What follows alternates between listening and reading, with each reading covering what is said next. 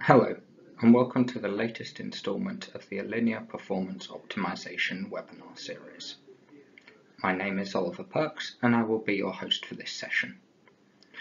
The webinar will last approximately 30 minutes, and there will be time for a question and answer session at the end. For this, my colleague Mark will be taking questions through the chat window throughout the course of the session. Today's webinar focuses on memory optimization for HPC applications. We will demonstrate how the Allinea tools, specifically MAP, part of the Forge suite, can be used to aid optimization. This webinar forms part of a series on application optimization. We have already dealt with topics such as file I/O, workload imbalance, and communication strategies. For those who have missed any episodes, they are available to watch on YouTube through the Allinea website. And remember, stay tuned for future webinars on topics such as CPU optimization and vectorization. In today's webinar, I will start by presenting a brief introduction to the Allinea toolset. I will then spend a bit more time focusing on the specific metrics relevant to memory performance optimization. I will then present a demonstration where we use the Allinea tools to address some common performance limiters. Firstly, looking at data access patterns, and then looking at first touch issues. Lastly, we present some guidance on further optimization techniques.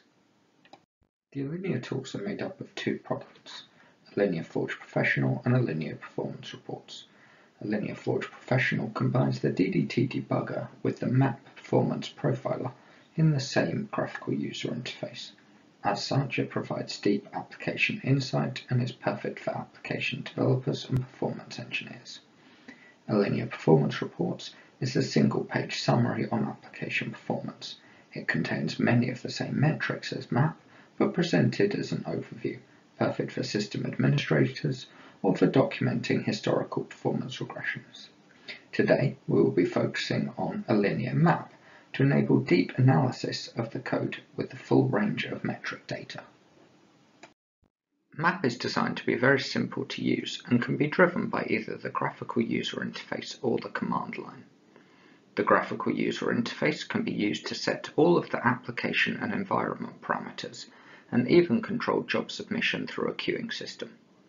Alternatively, these parameters can be set through the command line for use with the batch system or an SSH session without X forwarding. The resulting map file can then be viewed through the graphical user interface as normal. The screenshots on this slide demonstrate the same application being profiled through MAP using both the graphical user interface and the command line options. Once you have generated a map profile, you can visualize it through the graphical user interface.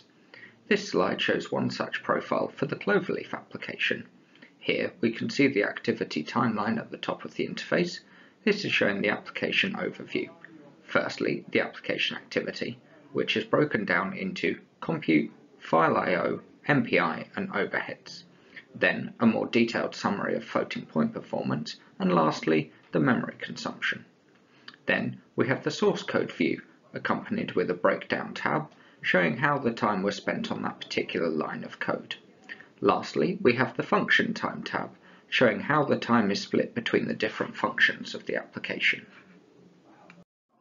To change any of the metrics on display in the timeline view, we can use the menu to select different metrics groups, or select them individually to build your own group.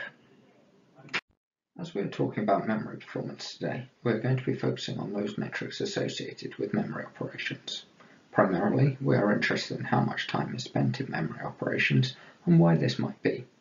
The most expensive operations are the result of a cache miss, but there are a number of factors which influence this cost. Firstly, the size of the different caches and how much of our problem set we can fit in them. Then, the latency of the main memory, how long it takes to access the data, which will dictate the overhead of different access patterns. Finally, there is the memory bandwidth, how fast data can be streamed from main memory to the processor. MAP is a sampling-based performance profiler. On each sample, the tool collects information about the profiled application. Some of these metrics are collected on a per OpenMP thread basis, others per MPI rank, and a few metrics are collected per node. All of this information is then aggregated through a tree structure before storing in the map file. This means that map reports on the time sampled in each class of CPU instruction. This information is presented in the timeline view in the CPU instructions metrics preset.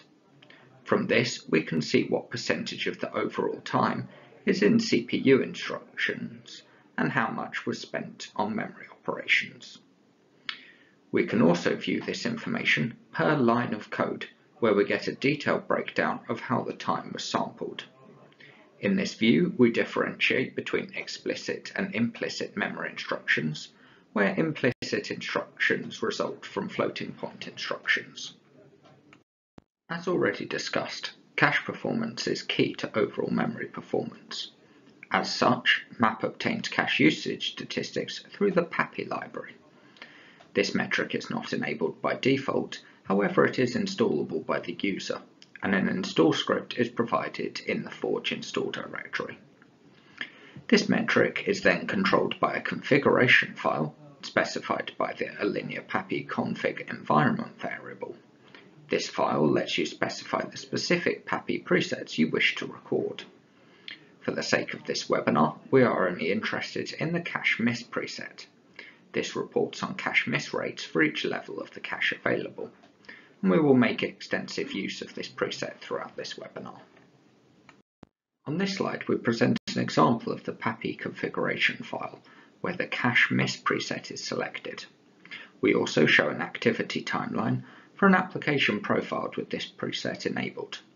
Here we see how the cache miss rate varies for each MPI rank, displayed for the 3 levels of cache.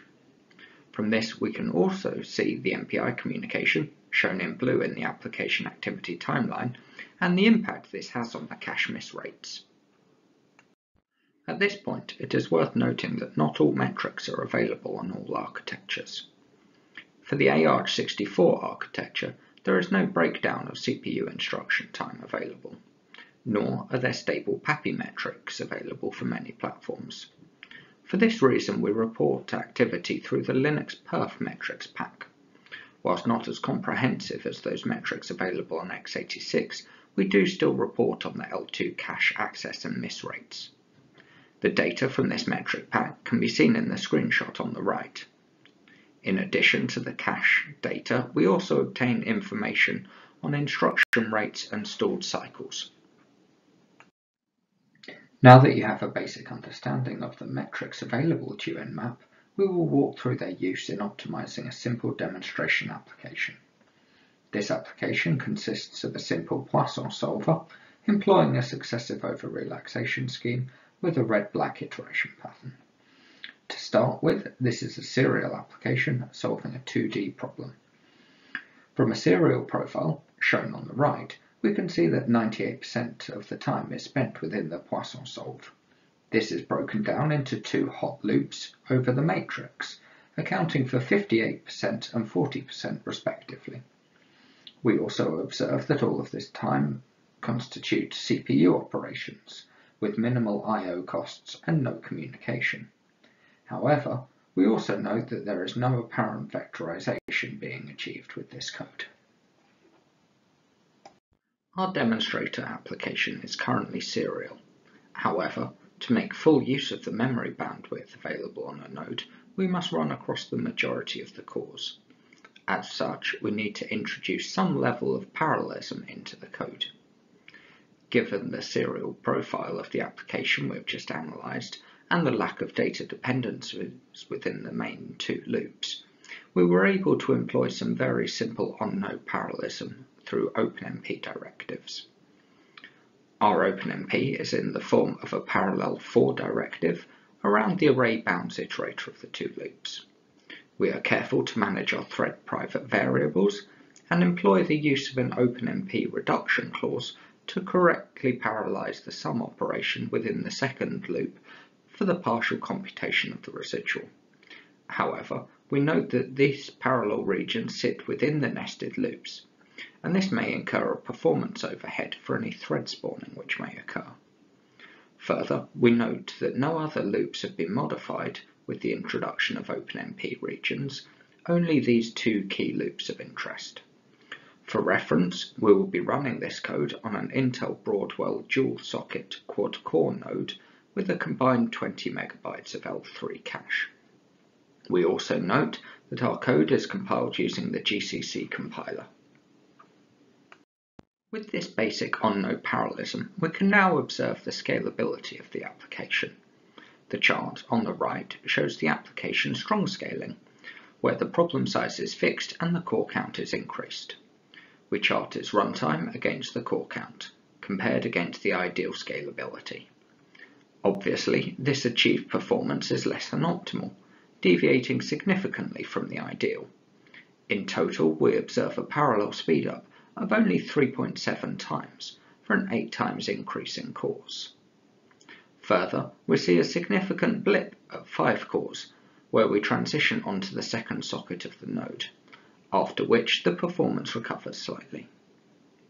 We are now able to analyze the application performance of full node capability of 8 OpenMP threads, thus with access to the full memory bandwidth of the node. From the function time breakdown, we see that the two parallel loops still constitute a significant portion of our runtime, a combined 75%. However, we have also introduced a fairly significant OpenMP overhead of around 17%. For the remainder of this webinar, we will only focus on the application performance at this full node 8 OpenMP thread scale. We can now analyze this 8 thread profile in more depth. We start by analyzing the CPU instructions metrics. From this, it is clear that the majority of the time is being spent in memory accesses, accounting for 81% of the total runtime. This is a key indicator that something is wrong with the code and the way it is using memory. It suggests that there is a very low amount of work being performed for every cache line fetched from main memory. Whilst this may be an unavoidable characteristic of the algorithm, it may also be a bad implementation of the access pattern. Another important observation that we can make at this stage is the obvious workload imbalance between the different OpenMP threads, shown as the variation in the graphs. As the algorithm has a consistent access pattern, we would expect all threads to exhibit roughly the same instruction profile. The imbalance may well be hinting to problems caused by the NUMA domains on the node. One important question to ask when considering memory performance is how do you iterate over your data? The correct answer is also language dependent, with Fortran employing a column major notation and C and C++ a row major ordering. Having the incorrect ordering will dramatically reduce the performance of your loop. If we consider a streaming access pattern with no reuse, then a stride 1 access will make use of all 8 doubles or 16 floats in a cache line, whereas with a bad stride you may only use one of those values. This will result in an 8x reduction in the effective memory bandwidth for double or 16x for floats. This bad stride will manifest itself in a very high number of cache misses, especially when compared with the number of cache accesses. This should be visible at all layers within the cache hierarchy. This performance issue is very easy to reproduce just by reordering the loop indices. If we now make use of the PAPI performance metrics, we can analyze our application for its cache miss behavior. As predicted, this code has a very high miss rate on levels 1 and 2. This suggests that a high number of data accesses occur which are unable to be served from either L1 or L2. However, it is worth noting that the L3 miss rate is significantly better, suggesting that we are getting some good cache occupancy in L3. We also note that the trend of the miss rates over time is consistent between the different levels of cache. This suggests that our application has a fairly constant access pattern, which fits with our understanding of the algorithm. Both the instruction timeline and the cache miss rates suggest that we have a bad stride in our data access pattern. Looking at the source code, the problem is obvious, however it is trivial to rectify. We simply reorder our I-J nested loops to maintain a row major ordering. This is shown in the corrected code snippet on the right. As predicted, this has a dramatic impact on application performance. We see an almost 4 times improvement in total application runtime. We see a reduction in the CPU floating point percentage. However, as this number contains a large number of implicit memory accesses, we would expect this to reduce. In terms of the memory accesses, we see a very large reduction from 81% to 67% of time. We do, however, see an increase in the percentage of time being spent in CPU integer instructions and the branch instructions. This makes sense due to the reduction in time in memory accesses. If we now perform a side-by-side analysis of our memory metrics for the 2 versions of the code, we can really see the difference. Firstly, we can see the reduction in the average time being spent in memory accesses.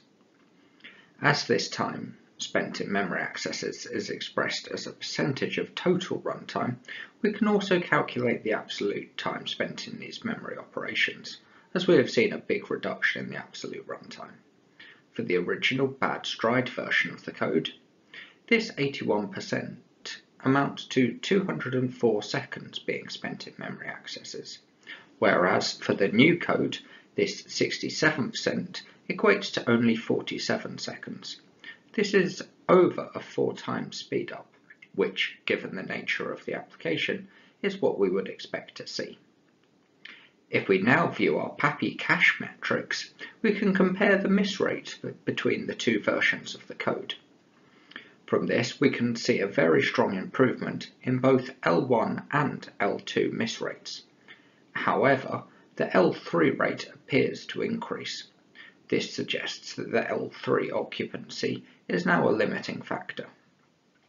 It is worth noting that if we use this rate to calculate the absolute number of L3 misses, we do actually observe a reduction of the order of 18% in the number of L3 misses occurring in our new version of the code.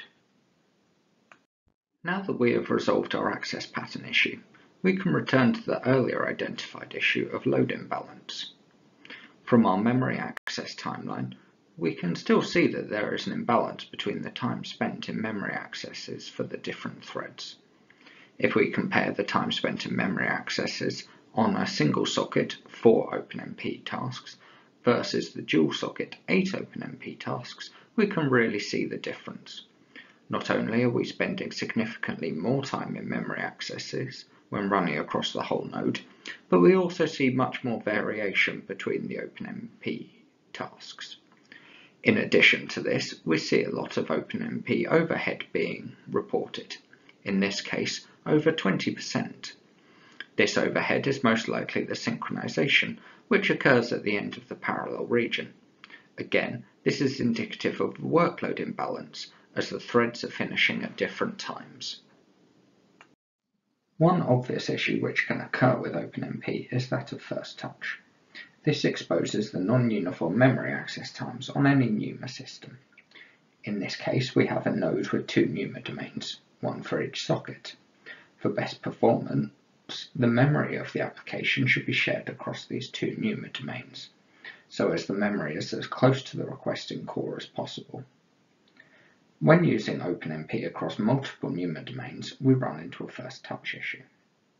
This is when an operating system employs lazy allocations. This means that the memory is only actually allocated when it is first used, on a page-by-page basis. The memory is then allocated in the NUMA domain of the thread which first accessed it. In this code, and many like it, the first thing the application does is to zero the newly allocated arrays.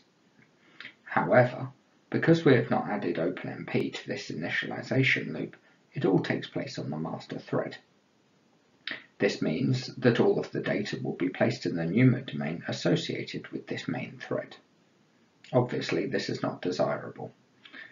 It will increase the latency of accesses to main memory from those cores associated with the other NUMA domain. This will occur for every last level cache miss, but will not impact the number of misses. It will exhibit itself as a workload imbalance, as it will take some threads longer to complete the same work as it will others. Whilst the nuances of this issue are rather complex, the solution to first touch is fairly simple. We merely add an OpenMP parallel construct around our array initialization loop. Our demonstrator code makes use of a single allocation routine with an initializer built in, so it is simple to add this OpenMP loop in place. However, we must be cautious to match the same memory access pattern as our important OpenMP loops, otherwise we will compound the NUMA issue.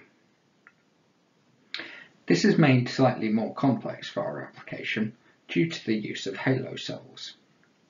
So, to get around this issue, we simply initialize the data of the interior of the 2D array in the same way that the OpenMP loops in the Poisson routine will access it. We will still see some NUMA effects on the boundaries between these two NUMA domains. However, proportionally, this should have a minimal performance impact. Once implemented, we can now compare our new version with the correct first touch with our previous version and see a performance improvement. Whilst the speedup is not as dramatic as that of the memory access pattern correction, it is still significant at nearly 9%.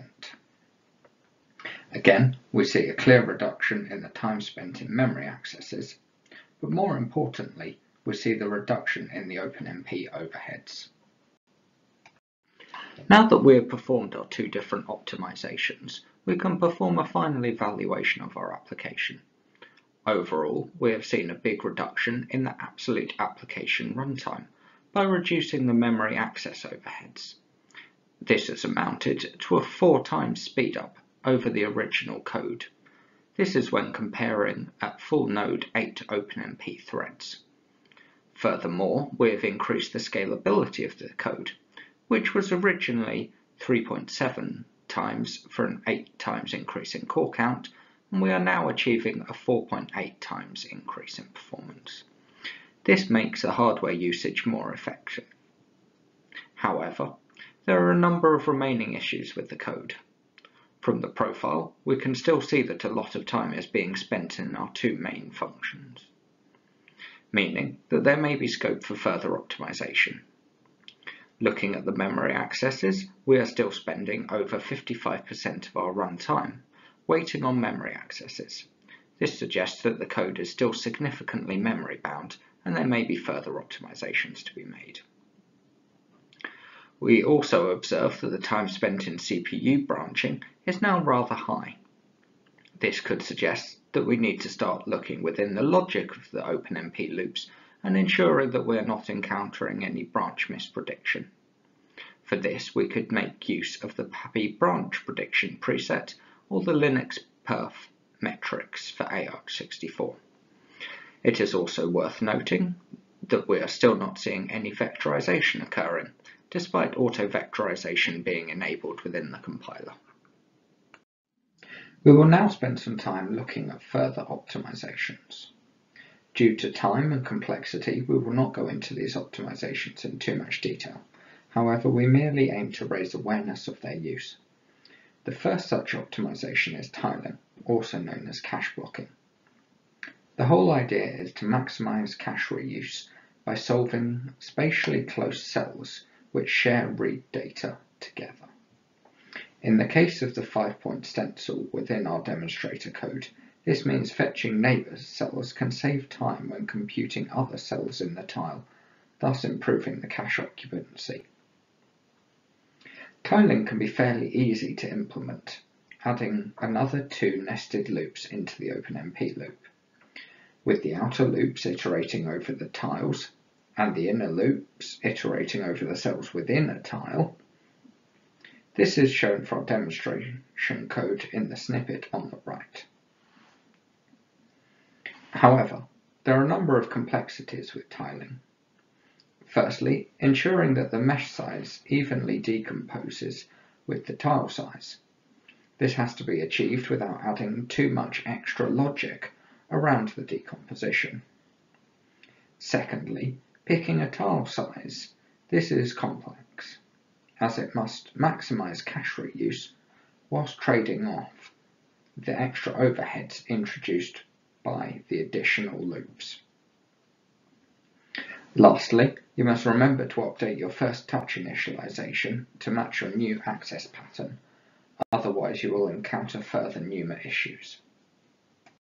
We have already discussed memory access patterns in the context of loop ordering, but there are further considerations to be made.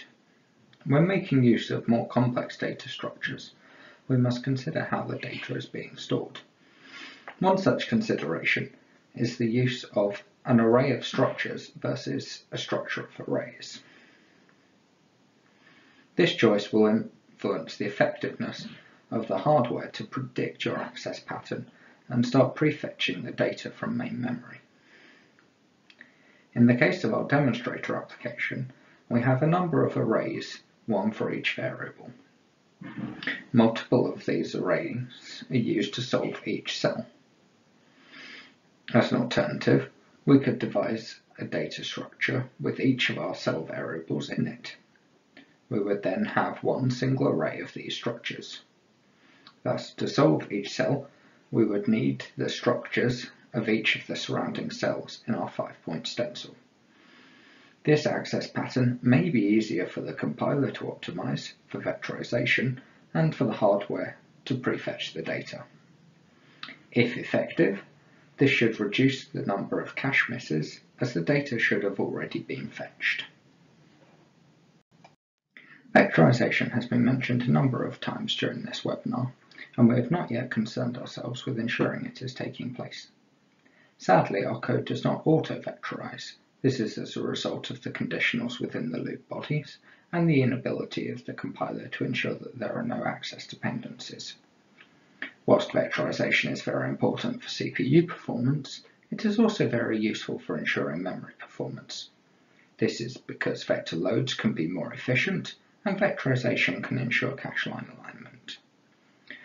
Whilst our code is heavily memory bound, the vectorization is unlikely to make significant performance improvements, but it will need to be considered soon.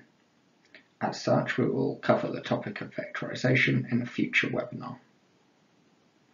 A further consideration, appropriate in some cases, is the use of vector non-temporal stores. This is where the application engineer can hint to the compiler that the arrays that are being written to are not going to be read back in immediately. As such, this means that the write values can be marked for eviction from the cache. In turn, this increases the usable capacity of the cache and can help decrease the number of cache misses. To summarize this webinar, we have presented on how the Allinea tools, specifically Allinea Map, can be used to investigate and improve memory performance. We have outlined the key metrics within MAP for consideration for memory optimization, highlighting the CPU instruction breakdown and the PAPI cache miss rates. We have shown how these metrics can inform us on application optimization and have walked through two such examples. Firstly, addressing a badly strided memory access pattern, and then an OpenMP first touch issue. Finally, we outlined some further optimizations for consideration, which were beyond the scope of this webinar, specifically tiling, data structures, and vectorization. I hope that you have enjoyed this webinar and have gained an understanding of how the Allinea tools can be used to guide application optimization, specifically for memory issues. Please feel free to revisit this and past webinars through the Allinea website, and stay tuned for future webinars in our Performance Roadmap series. We now have some time allocated for a question and answer session. Please direct any questions to my colleague Mark through the chat window, and I will gladly discuss them.